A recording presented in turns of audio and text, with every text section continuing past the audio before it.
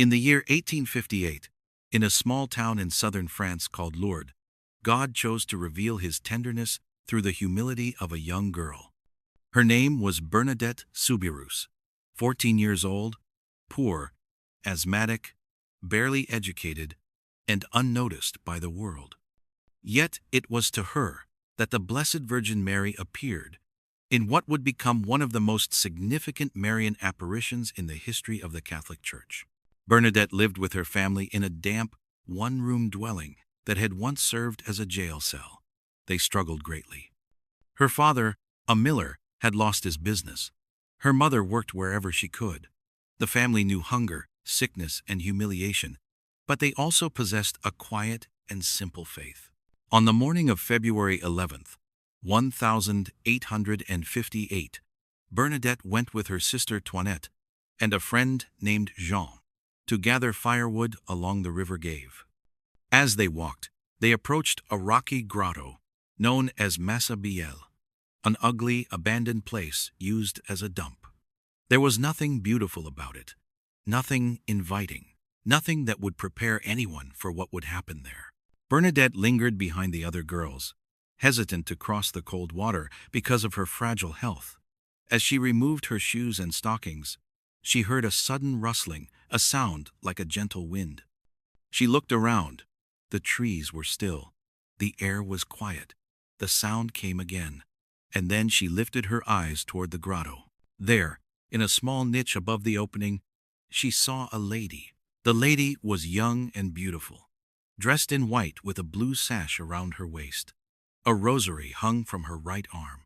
Yellow roses, the color of fresh spring sunlight, adorned her feet. Bernadette later said that the lady looked at her as one person looks at another, with a tenderness that pierced the heart. She did not speak. She simply made the sign of the cross.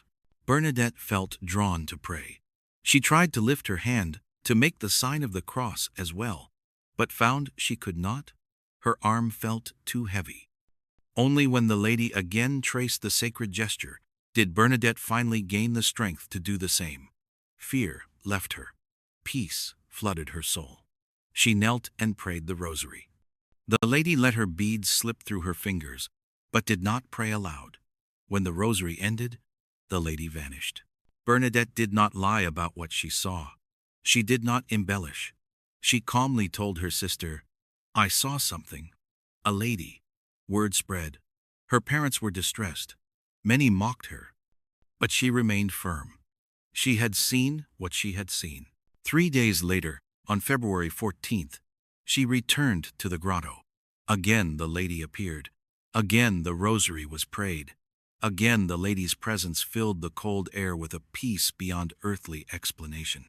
On the third apparition, February 18th, the lady spoke for the first time. She said to Bernadette, "What I have to say to you, I do not promise to make you happy in this world, but in the next."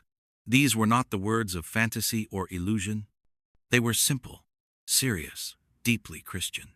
A reminder that holiness is not worldly comfort, but eternal union with God. The lady asked Bernadette to come to the grotto for 15 days, and Bernadette obeyed. During these apparitions, Bernadette was questioned, pressured, and sometimes threatened by civil authorities who feared fraud or disturbance.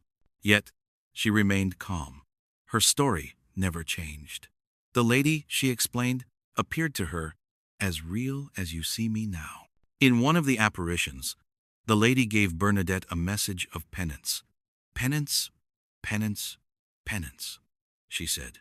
She asked the girl to pray for sinners. She asked her to kiss the ground as an act of humility and intercession for the world. Though embarrassed and confused, Bernadette obeyed. And what she did set an example for millions who would later come to Lourdes seeking conversion.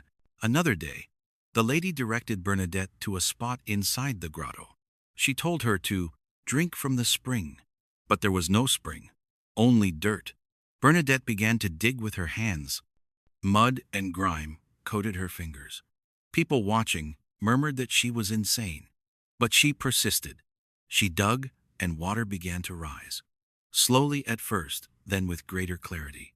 Within days, a steady stream flowed. That spring still flows today, producing thousands of gallons of fresh water daily, water associated with countless healings, physical, emotional, and spiritual, approved by medical and ecclesial authorities after rigorous investigation. During the apparitions, crowds grew.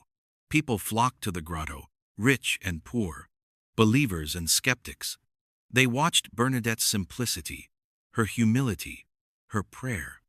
And though many did not believe at first, they could not deny the serenity and the truthfulness that marked her every word. On March 25th, the 25th apparition, Bernadette finally received the answer that would confirm everything. She asked the lady her name. The lady looked toward heaven and said, in the local dialect, "Que soy era Immaculada Conception." I am the Immaculate Conception. Do it from now. Bernadette did not know what those words meant. She repeated them over and over as she ran to tell the parish priest, Abbé Paramale. When she spoke the phrase, the priest was stunned. Just 4 years earlier, in 1854, Pope Pius IX had defined the dogma of the Immaculate Conception. Mary conceived without sin. Bernadette could not have invented it. She had no theological formation. The phrase came with a clarity that astonished even the learned. This moment was a key turning point. It united the apparition with church teaching, grounding it firmly in truth. The apparitions ended on July 16th, the feast of Our Lady of Mount Carmel. Bernadette later said that even though she was kept far from the grotto by authorities, she saw the lady again from a distance. She was radiant, peaceful, and silent. Afterward, Bernadette entered the Sisters of Charity in Nevers, where she lived a hidden life of prayer, suffering, humility, and obedience. She never sought attention. She never exploited the apparition. She always said, "My job is to inform, not to convince." She died at age 35 and was later canonized as a saint. Her body remains incorrupt to this day. The Catholic Church, after long investigation, approved the apparitions at Lourdes as worthy of belief. The fruits of Lourdes' conversion, reconciliation, healing, charity continue to this day. Millions visit the grotto each year. Thousands volunteer to assist the sick. Priests hear confessions around the clock. And all of this began with a poor girl who could neither read nor write, and a mother who came not to the powerful but to the humble. What Lourdes teaches us is simple and profound. Mary comes to remind us of the gospel. She calls us to prayer. She calls us to penance. She calls us to trust in God's mercy.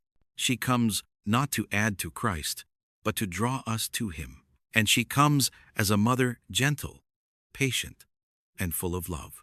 The apparition of Lourdes is not a story of imagination, or exaggeration, or vague spirituality. It is a real moment in history, where heaven touched earth through a girl who had nothing but faith.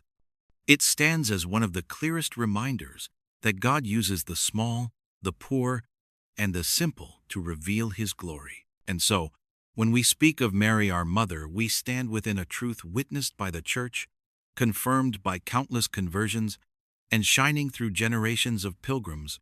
Lourdes reminds us that Mary is close, attentive, and maternal. She desires only to bring us to her Son, Jesus Christ, the fountain of mercy and the healer of souls.